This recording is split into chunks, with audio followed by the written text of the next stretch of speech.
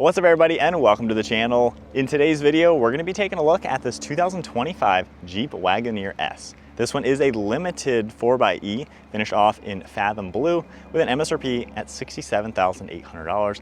Let's get right into Jeep's electric crossover, see what it has to offer. For the 2025 Jeep Wagoneer S, being a fully electric crossover, you're gonna get a nice sized front trunk up underneath the hood. This features a 400 volt, 100 kilowatt hour lithium ion battery pack. It pumps out 500 horsepower and 524 pound-feet of torque. Curb weight is going to be around 5,700 pounds. Max towing is 3,400 pounds, and max payload is a little over 1,000 pounds. It's also going to get a 295-mile max range with a four-wheel drive system.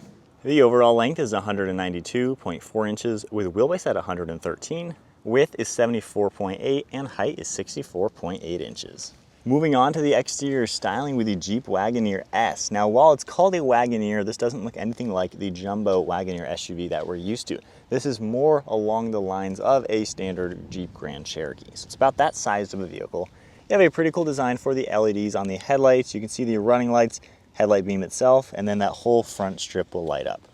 Being an electric car, you don't need a functional grille up above, so we're going to still get those cool slots like a traditional Jeep is going to have, finished off in that gray color. And then down below, we do have a functional grille opening for some airflow. You're going to see a forward-facing camera, parking sensors, safety sensor, a little bit of this gunmetal trim, and then some trim on the far side. It definitely still has that Jeep style to the overall design, so it's unmistakably a Jeep, which is a cool touch. And then up on the hood, you just have the Jeep logo blacked out and some sleek lines. This color also really looks nice in the sunlight, kind of greenish bluish color, so pretty sweet looking. And then at the side, we're gonna get a nice set of two-tone 20-inch wheels, finished off in this multi-spoke look. More of that gloss black makes its way into the front fender arch, and we just have some sleek body lines throughout it. Wagoneer is gonna be written out, and then we have some more of that trim all down below, and then we have a flush mounted design for those nice side door handles. You have gloss black on the mirror caps, power folding, integrated camera, as well as a turn signal, and then black for the roof with some gray trim throughout all the windows. You got more black throughout all the windows and a nice panoramic sunroof up above. And then a really unique style is this integrated spoiler. I love how it cuts right off of the roof line, but gives you this huge opening underneath, which is a really unique style. So I just like how that sits in that orientation. Really cool looking. At the side, you're also going to get more of that gunmetal trim, the Wagoneer S logo. And then for the side profile, once again, it looks very similar to a Jeep Grand Cherokee. Just kind of that sizing. Very nice looking, sleek body lines. Just a really good looking crossover overall, honestly. This really stands out very well. In back, you're going to get more of that gunmetal trim. A nice design for the LED taillights. Connecting bar as well. You got the Jeep name, third brake light, and then another cool look at that integrated spoiler. As we make our way in back, you can see those nice LEDs. And then we have some gloss black trim throughout the bottom. Trailer hitch will be right in the center. More of your parking sensors. 4xe logo as well. And then just some clean body lines wrapping up the whole exterior. And then taking a look at the key fob, we have lock, unlock, remote start, tailgate release, Jeep name on the back. You can keep the car locked, of course, but then once you go up to it and grab the button back here, automatically unlocks, and we can check out this interior. This is going to get the black and Arctic interior, which is a really nice color combination with all the leather covering everything. And then for the door panel, we have this nice black soft touch material up above, nice amount of padding and stitching, memory seating, and then I really like this cool textured trim with the silver and ambient lit accent all throughout it. Down below, we have all the Arctic gray color, contrast stitching, all of your window and mirror controls, and then our release handle is this button right there. You're going to see more storage, Alpine audio, an emergency release as well for the door, and then all power controls along the seat. You have lumbar support as well, and then I really like the piping, the contrast stitching. We got all the perforated leather throughout the center. Just a really nice clean style for these seats. Making our way up to the headrest, and then we have a really nice two-tone steering wheel with Wagoneer written on it and more of that nice contrast stitching. And then now inside the 2025 Wagoneer S, keep my foot on the brake, we can go ahead and fire it up. You got all three screens, they're gonna roar to life. Wagoneer is written out right in the center of the steering wheel.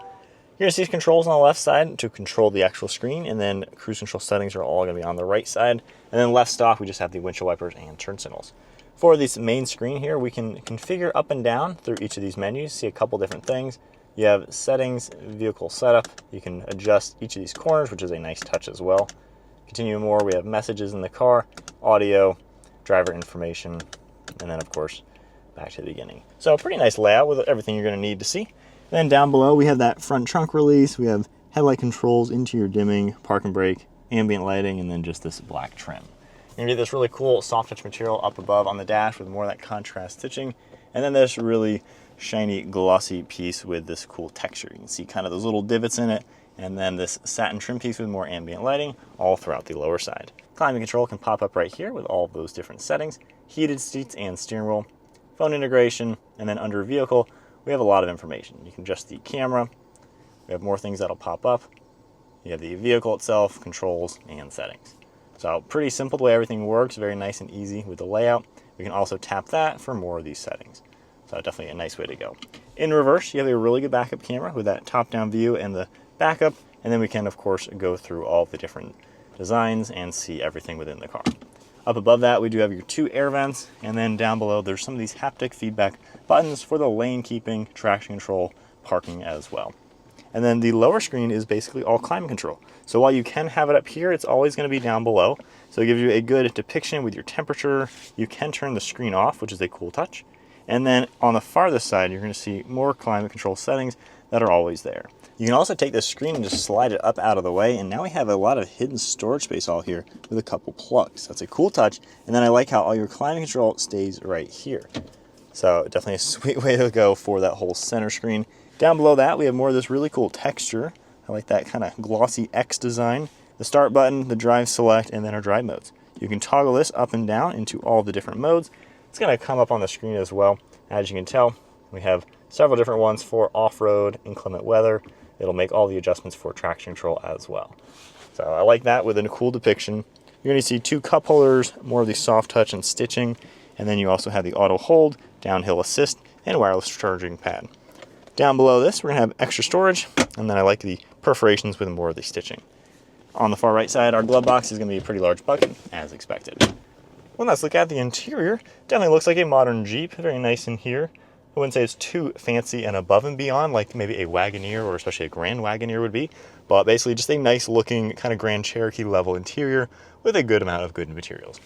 Got that massive panoramic sunroof, all the controls up above for the glass, the trunk release. We also have a sunglass holder, then a simple mirror up above with garage door buttons on the visor. And then moving on to the back seat space, I can just grab the button, open it up. Of course, you're going to see all the same types of materials in back with a nice two-tone. You got that cool texture, ambient lighting, and silver accents all throughout it. And then the back seats, once again, all the same materials, the perforations throughout the center. Just a nice looking 3-person bench row. In the middle, we can pop this down. We have an armrest with cup holders, plenty of seat for a car seat, even with the front seat not really adjusted too much out of the way, so I can actually comfortably sit in that seat. You're going to see 2 air vents back here, a couple plugs, and then we have a storage net behind each of these seats. These seats do have a small recline to them, so you can see the upmost one and then just back about an inch. And then folding this nice and flat, we have a really good amount of storage space on top of it, and it leads right into the trunk. So hopping into the back seat with the Wagoneer S. So again, this isn't the jumbo Wagoneer, basically Grand Cherokee size. It's a nice interior with a lot of space. I'm sitting here at 5'11", very comfortably, plenty of headroom. Driver's seat at my height, good knee room and foot room. Recline angle is nice. You got the climate vent. Armrests on the left and right side are good as well. So honestly, small family, this is a really practical car. Just got home from a Costco trip and had the back end loaded up with a bunch of stuff. The stroller, no complaints. So, taking a look at the cargo space now, you're going to get a button on this right side. We can just press that once and automatically pop open the lift gate. From here, you are going to see a little bit of hidden storage. We can just pull this strap upwards and we have a nice amount of space all underneath the floor. Even says established 1963. So that is a pretty cool touch. You're going to see a very flat load floor, making it very practical to slide heavier items inside and out. We have the button to close it over here, a couple hooks as well, same with that front section. And then as you can tell, this is actually a pretty roomy back end. From here, we can even grab these levers and get these seats out of the way to fold them nice and flat. So it really does maximize the amount of space. And even with that unique spoiler design, it doesn't really slope all too much versus how the body line looks. So you're still gonna be able to fit some large items in the back of this Wagoneer S, making it very practical for everything. All right, so setting off now in the Wagoneer S. So this is a pretty comfortable, quiet ride, as you can tell, getting us slowly up to speed. You don't really hear much road noise or wind noise or anything. It rides really smooth. You know, Jeep, while they have the off-road aspects, they're also kind of a luxury brand at the same time. They have a really good blend of the two types of cars throughout their product line, and this seems to have a good blend of that. This is really nice and smooth to drive. I'm really comfortable sitting in here. Got a good view out through the windshield. The mirrors all do a good job letting you know what's going on behind you, and then really good visibility all around. So no real complaints at all. So when we're in sport mode and even in auto mode, this thing is fast. This is way faster than I was expecting it to be. If we slow down a little bit, you can easily squeal the tires even from a roll. But just rolling right now, I mean, this thing, it takes off like a rocket. So this is exceptionally quick. Getting up to speed, merging with high-speed traffic, not even remotely a thought. So I have been enjoying just how quick it is. When you play with the different drive modes too, sport mode definitely sharpens up the throttle. Auto or eco makes it a little bit more conservative when you first accelerate. Still got all the power, brakes work really nicely. It's a pleasant car to drive. It's smooth through the turns. It feels like a nice sporty SUV with a luxury touch. So as far as just the way the car feels, it's a really nice riding vehicle. Can't really complain, honestly. There's nothing to complain about the way it drives. The seats are comfortable, and then the storage in here, it's been really easy just to do the day-to-day stuff that you would expect to do in a family crossover, especially having the hidden storage. That's a really cool touch. Of course, having climate controls always readily available, which I really like. You can even play with that interior lighting, which is a fun little touch. But I like how the tech works pretty simply. There's nothing too crazy about it. It's working exactly the way you would want to, and I like how you don't always have to rely on one screen, and then if you go out of it, you know, your climate's all gone. So that is a really cool way to go, and just, yeah, really no complaints. You got the memory seating and everything. Suspension absorbs bumps nicely as well. So it seems like a pretty solid car overall. As we make our way over here, as far as build quality goes, like I said, the ride quality is really nice. So if we hit these train tracks going a little bit quicker, you know, we can see how solid this car feels. But taking that like a champ, nothing's like rattling loose, rolling around or anything. It seems really easy. Then we'll go back into sport mode. Yeah, the throttle gets super touchy like that. But yeah, if you just want a smooth car to drive, a little tire squeal right there. You know, a lot of power as well. This seems like a great way, and just it's really spacious for the family. And then if we play with different off-road modes too, it's nice that this has the Jeep capabilities that we all like. We just go, I guess, sand mode, not that it makes a difference on a gravel road. Then we have our shortcut for the camera, which is a really good touch with that 360 view. You know, this is something, if you want to go on a camping trip or something, this is going to be able to tackle a lot of terrains. So my honest thoughts with this Wagoneer S. So honestly, I kind of forgot about this car. Didn't really even know it existed until we have it for the week.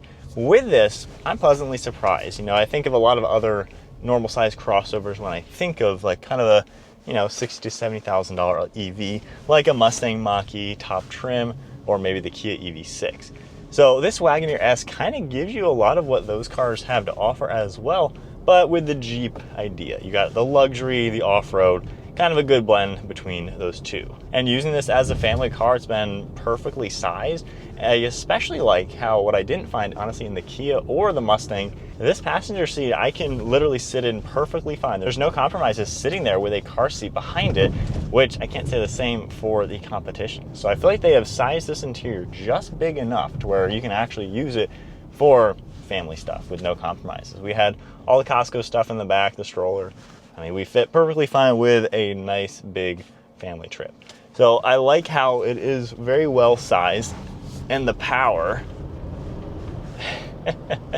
When you got quick traffic to get in with, you have some serious power. I like how responsive that is. The only one complaint, the throttle pedal is very touchy. So even if I'm in eco mode, I noticed from a standstill, it kind of like lurches a little bit. So you gotta be very delicate with your throttle pedal, just so you're not making everyone kind of go crazy with seeming like you're flooring it all the time. So once you kind of get used to driving this more, you're probably gonna not even think anything of that once you're driving this more and more, obviously.